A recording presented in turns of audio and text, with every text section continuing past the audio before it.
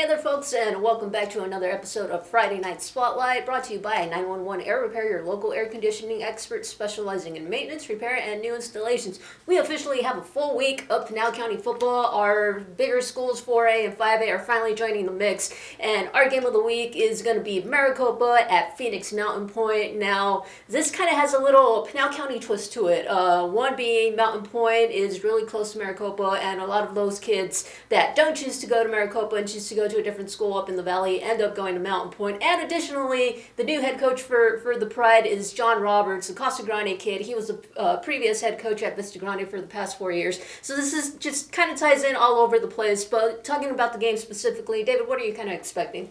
For the game specifically, I want to see if Maricopa has learned anything in the last few years that they can implement into this season. I feel like this is kind of the season that they need to show what they can do, especially with their quarterback, Jose Cardona Jr., going into his senior year. I want to see if they can finally put some things into place and potentially compete for a playoff spot. Jose Cardona had another solid year, passing for just under 2,000 yards, threw for 15 touchdowns. So he is continuously, showing why he's one of the better quarterbacks in Pinal County.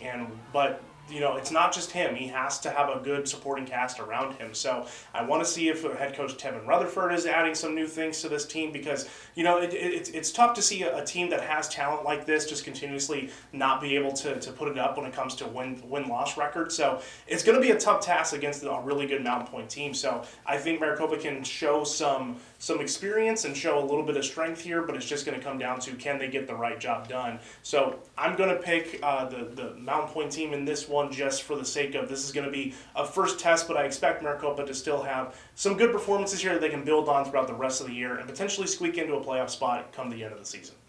So, like David mentioned, I have a lot of high expectations for this Maricopa team. It's just a matter, can they actualize everything and put it all together? And when talking to Coach Rutherford early on before the season started, he mentioned, those 50-50 games. I don't think this is going to be one of those 50-50 games, but it's a good start to see where this Maricopa team is at and what they can improve on throughout the season. Looking at Mountain Point, they are coming down from 6A to 5A, but they are loaded with talent. This team has already had plenty of guys commit to some of those top colleges across the country. And just looking at defense, Jalen Coulter, he is returning the team's leading tackle, 122 last season, 12.2 a game. And other guys to just kind of look out defensively are Marley Felly and Taylor Caldwell. Overall, Mountain Point just kind of has that, has a bigger size and more athleticism, but like I mentioned, this is a good early test for Maricopa. Moving on, David, what do you have your eye on this week? I am looking at the team from Santan Valley that is Poston Butte. This team is another one of those teams that have had some changes from the offseason. Head coach Dane Thompson is no longer with the varsity squad. He's going to be taking over the freshman program, and that leaves the former defensive coordinator, Rod Holmes, to take over the head coaching spot. So this is just another team that I'm keeping my eye on because I want to see if those changes really affect them or if they can continue to put together some good performances. Last year was kind of the first lull that they've had. They've been a consistently good team throughout their experience in Pinal County.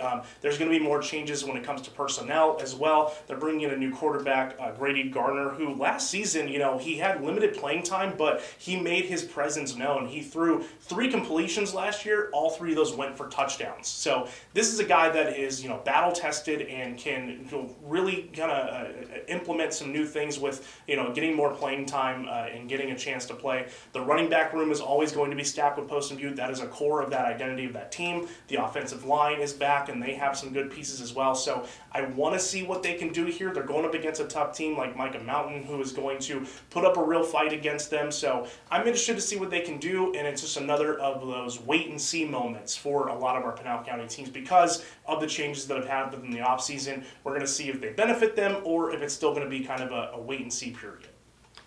So speaking of wait and see, I feel like that's going to be the general consensus for a majority of our teams. Might want to watch isn't a specific team or game, but more so I want to see how ALA Ironwood and Florence rebound from those opening losses last week. Florence got shut out by Sholo, and ALA Ironwood put up a fight more or less through the majority of the game against Thatcher, but they also lost. And these are 2 teams I kind of had high up coming into the season, and I still believe they are those top those playoff contending teams in 3A. It's just a matter of when can everything kind of come clicking together for them. Will it be this week? I don't know. ALA Ironwood is playing the defending 3A champion in Tucson Push Ridge, and then Florence is going to be hosting Eager Round Valley, another team that is a perennial powerhouse. So, a good week to just kind of see what they can work on from last week and just kind of keep improving. As always, here are our picks for this week. We are tied after last week, and just, hey, here's a general look at what our Pinal County schedule looks like for this week. As always, be sure to check out Pinal Central for all of your local sports coverage.